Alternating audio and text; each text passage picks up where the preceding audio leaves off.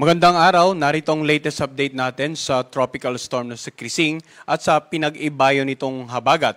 Ang lahat pong babanggitin natin ay base sa latest tropical cyclone bulletin na ipinalabas nga ng Pag-asa ngayong alas 11 ng umaga, ganun din sa weather advisory naman patungkol sa habagat.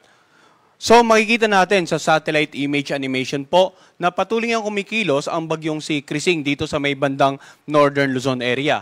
Bagamat nasa around 195 kilometers silangan ng Tuguegarao City, yung tinatayang sentro nito, mapapansin natin yung malawak na kaulapan nito ay tumatama na nga sa nakaraming bahagi ng Northern Luzon, ilang bahagi ng Central at ng Southern Luzon area. Ang tropical storm na si Krising ay may mga pagbugso ng hangin na tinatayang aabot sa 75 kilometers per hour or 90 kilometers per hour at kumikilos naman ito sa direksyong west-northwest sa bilis na 25 kilometers per hour. Samantala, patuloy naman pinag-iibayo ng bagyong si Krising ang habagat or southwest monsoon na siyang nagdudulot ng pag-ulan hindi lamang dito sa Metro Manila, kundi sa nakararaming bahagi ng gitna at ng katimugang Luzon, ng Kabisayan at maging dito sa southwestern part ng Mindanao. So ano nga ba inaasahan muna natin na mga senaryo regarding sa papalapit na bagyong si Krising?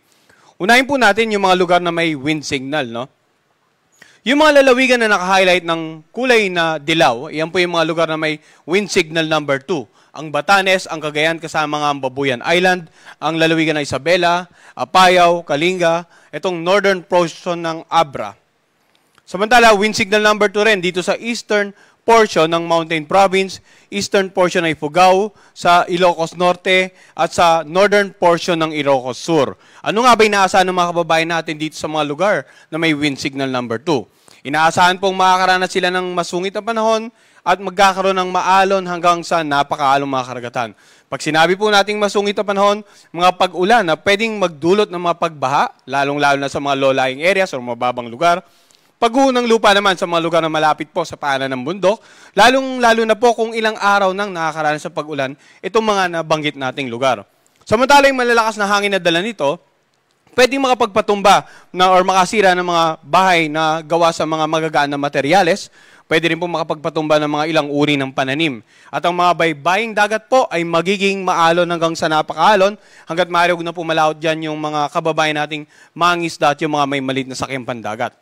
Samantala, yung mga lugar naman na naka-highlight ng light blue, yan po yung mga areas na may wind signal number 1. Ito pong lalawigan ng Quirino, Nueva Vizcaya, yung natitirang bahagi ng Mountain Province, natitirang bahagi ng Ifugao, natitirang bahagi ng Abra, ang buong Benguet, natitirang bahagi ng Ilocos Sur, lalawigan ng La Union, itong northern portion ng Pangasinan, wind signal number 1 din sa northern portion ng Aurora at sa northeastern portion ng Nueva Ecija. So, yung mga lugar na may wind signal number 1 naman po, posibleng makaranas ng mga pag-ulan, pagbugso ng hangin, at katamtaman hanggang sa maalong karagatan. Bagamat yung may kahinaan yung hangin pag wind signal number 1 kumpara sa wind signal number 2, dapat po, lahat po tayo sa mga lugar na may wind signal, regardless of kung mataas ba o mababa, ay patuloy maghanda, mag-ingat, at patuloy ang pakipag-ugnayan sa kanilang lokal na pamahalaan at saka lokal na disaster risk reduction managing officers para sa patuloy na gawaing pangkaligtasan. Disaster preparedness and mitigation measures patungkol sa papalapit ngang bagyong si Krising. Samantala, balikan naman natin ano yung naging paulan during the last 24 hours. No? Simula kahapon hanggang kaninang umaga, makikita natin na yung 5 may pinakamataas na paulan. Ang unang-una po, Puerto Princesa City, Palawan, umabot na hanggang 105.2 millimeters, the past 24-hour rainfall. Samantala, ang Dagupan City, Pangasinan, 94.6 millimeters, Tuguegarao City, Cagayan, 84.7 millimeters, Daet, Camarines Norte, 84.7 millimeters, at itong bandang Coron, Palawan, 80 millimeters. So bakit po natin pinakikita yung mga naranasang pagulan, yung mga lugar na may malakas na pagulan during the last 24 hours? Kasi ang ipapakita po nating susunod na slide ay yung inaasahan naman nating pagulan over the next 3 days. At makikita po natin na halos itong mga nabanggit nating lugar na ito, at marami pa pong iba, lalong-lalo sa Northern Central Luzon, Western portion ng Southern Luzon at ng Visayas, ay inaasahan pa rin uulanin in the next 2 to 3 days. Ngayon, base naman sa ating weather advisory na ipinalabas ngayong alas 11 ng umaga, ay nagkaroon pa rin tayo ng mga lugar na posibleng makaranas ng mga significant amount of rains over the next 3 days dahil sa pinagsamang epekto nga ng papalapit na bagyong Krising at itong habagat or southwest monsoon. So makikita po natin itong lalawigan ng Ilocos Norte, Ilocos Sur, Apayao at Cagayan, greater than 200 millimeters of rain ang inaasahan natin over the next 24 hours. And then yung mga areas na naka-highlight ng orange, 100 to 200 millimeters of rain next 24 hours. 50 to 100 millimeters of rain naman sa areas na naka-highlight ng dilaw, kasama na nga dyan ang Metro Manila. So, kaya po natin pinakita yung pag-ulan during the last 24 hours at itong pag-ulan o forecast na ulan over the next 24 hours, makikita natin yung pattern at gaya nga po ng pinakita natin, simula pa kahapon, ay halos nakararaming bahagi ng Northern Central Zone, Southern Zone, Western Visayas at maging itong Western section ng Mindanao ang inaasahan pang uulanin over the next 3 days. Simula po naman bukas ng hapon hanggang sa darating na linggo ng hapon, makikita natin yung pag-ulan, concentration halos nasa western section ng Luzon at ng Visayas at dito sa may bandang Palawan area. Samantala sa darating naman na linggo ng hapon hanggang Lunes ng hapon, inaasahan natin pag-ulan ay nandito na sa kanlurang bahagi ng Pangasinan area, western section ng Central Luzon at maging dito sa lalawigan ng Occidental Mindoro.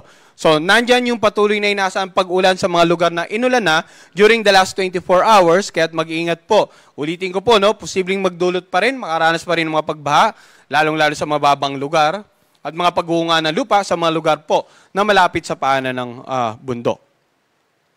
Samantala, yung pagkilos naman ng bagyo ang ating tatalakayin ngayon sa mga susunod na slide. Anong inaasahan po natin sa magiging pagkilos ng bagyong si Krising, Ito po yung naging location niya ngayong alas 8 ng umaga. Mapapansin natin, tropical storm category at yung sentro ay malayo pa sa kalupaan ng ating bansa. Pero gaya nga ng pinakita natin sa satellite image, kahit malayo pa yung sentro, yung kaulapan tumatama na sa nakararaming bahagi nga ng Luzon. Inaasahan natin na bukas ng umaga ay halos napakalapit nito sa northwestern boundary ng ating area of responsibility. Pero pansinin natin, simula ngayong umaga, mamayang gabi, ay posibleng lalapit ito dito nga sa may bandang northern Luzon area. Hindi natin nirule out yung posibleng paglandfall dito po sa mainland Cagayan or yung pinakamalapit na posisyon nito mamayang hapon dito nga sa mainland Cagayan. And then posibleng tumama sa anumang isla dito sa may bandang Calayan. And also, another landfall possible dito sa may bandang Babuyan Island. At tingnan din po natin yung area probability. Uulitin po natin ano nga ba yung patungkol sa area of probability. Ito po yung tinataya natin pagkilos ng sentro over the next 24 hours. Ang area of probability nagpapakita ng iba pang lokasyon na posibleng tamaan ng sentro during this particular forecast period. Kaya nga po kahapon pa lang, lagi nating binibigyang diin na hindi lamang po itong Cagayan ang dapat maghanda for possible landfall, kundi maging itong Batanes and the Babuyan Group. And generally, lahat po ng mga lugar may warning signal, dapat maging handa po sa paparating na bagyong si Krising. Samantala, sa darating naman na linggo ng umaga, pansin natin ay tuloy na itong nasa labas ng ating air responsibility. So, posibleng bukas ng umaga, bago makapananghali, nakalabas na po ito ng northwestern boundary ng PAR, at ito nga, sa linggo ng umaga, ay halos nandito na siya sa southern part ng China. Kung lalakas pa po ito, inaasahan natin posibleng umabot ng severe tropical storm category, ay nandito na sa labas ng ating air responsibility. Pero, mapapansin po natin yung magiging pagkilos niya ay favorable pa rin po. Posible pa rin magpaibayo ng habagat. Kaya't kanina, pinakita natin yung 3-day forecast sa weather advisory na rainfall. Kahit sa mga susunod na 24 to 48 hours, ay meron pa rin tayong significant amount of rains dito nga sa ilang bahagi ng Central and Southern Zone, Western Visayas and Mindanao dahil sa patuloy na pag-ibayo ng habagat. Pagdating naman po ng Lunes ng umaga, inaasahan nating halos nandito na siya, magla-landfall na siya sa southern part ng China, severe tropical storm category. So, makikita po natin ang pagkilos niya hanggang sa totally lumabas at lumayo na ng ating Philippine Air Responsibility. Kaya mapapansin nyo kanina, doon sa ating rainfall forecast, yung 3rd day rainfall forecast, ang pinag-ibayang habagat ay halos nandito na lamang sa western section, o sa may bandang Pangasinan area, western section ng Central at ng Southern Luzon. So habang lumalayo ang bagyo sa ating bansa, sa ganitong direction po, yung epekto naman ng habagat ay dahan-dahan ding mababawasan over the next 3 to 5 days. But for the next 24 to 48 hours or even up to the next 72 hours, starting from today, critical pa rin po, dapat handa po tayo sa ulan na dala ng bagyong si Krising, sa malalakas na hangin na dala ng bagyong si Krising, at sa ulan na dala ng pinag-ibayong habagat. Ngayon, na pag-usapan na natin ano ba inaasahan na epekto ng malalakas na hangin na pag-ulan na dulot ng bagyo. Yung pinag-ibayong habagat ay pwede rin po magdulot ng paminsan-minsang pagbugso ng hangin. No? So sa mga lugar na outside the warning signals, ngayong araw, posibleng makaranas ng pagbugso ng hangin dito nga sa mga lalawigan sa Central Luzon. Ilang lalawigan sa Southern Luzon area, sa buong Visayas at ilang lalawigan sa may bandang Mindanao area. Maging sa darating na Sabado at Linggo, may mga lugar pa rin pong makakaranas ng mga paminsan-minsang pagbugso ng hangin dahil nga po sa pinag-ibayong habagat nitong bagyong si Krising. Karaniwan po, these areas are outside the storm warning signals na po. So lahat ng pong datos na nakalagay dito, matatagpuan po sa ating Tropical Cyclone Bulletin na ipinapalabas natin every 3 hours na po. No? Dahil nga inaasahang maglalandfall, lalapit sa ating bansa. Every 3 hours na po ang updating natin ng ating information about Tropical Storm Krising. Dahil din sa papalapit na bagyong Krising, inaasahan nga magkakaroon ng maalon hanggang sa napakaalong mga karagatan, hindi lamang dito sa areas na may warning signal, kundi maging dito sa areas na may bandang dulong Hilagang Luzon. So ulitin po natin yung panawagan natin sa lahat ng mga baybaying dagat sa paligid ng mga lalawigan or lugar na may warning signals number 2 and 1, hanggat maaari huwag nang pumalaot ang anumang uri ng sakyang pandagat. Hintayin po natin makalagpas or tuluyang makalayo ng bagyo or makalayo ang bagyo sa ating bansa bago po tayo muling pumalaot. Ang banta naman ng storm surge, posibleng umabot ng 1 hanggang 2 metro ang taas ng pag-alon sa mga coastal areas, dito nga sa lalawigan ng Batanes, Cagayan kasama ang Babuyan Island, maging sa lalawigan ng Isabela, Ilocos Norte at Ilocos Sur. So ilang araw na rin po tayo nagbibigay babala sa ating mga kababayan sa iba't ibang hazards na dala ng bagyo.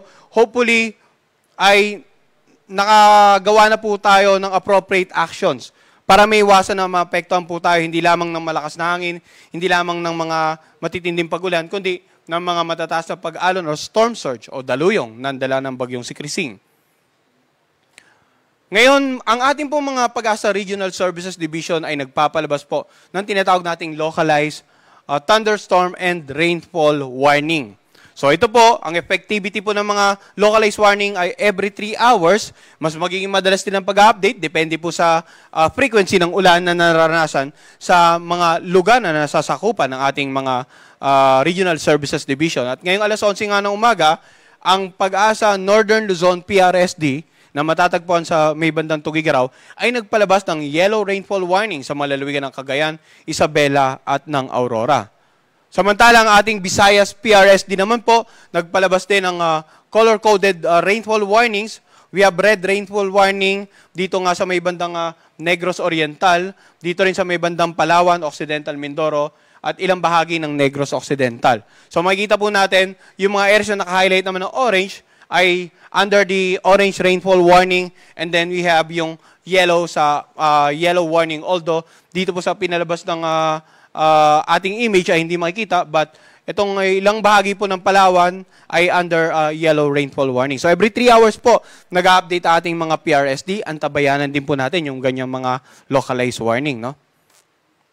At ang ating pong pagbibigay ng update sa bagyong si Krising ay every 3 hours. Ang susunod po natin ay mamayang alas 2 ng hapon. Samantalang ang ating susunod na press briefing ay mamaya naman pong around alas 5:30 ng hapon. Yan po muna latest mula dito sa Pag-asa Weather Forecasting Center.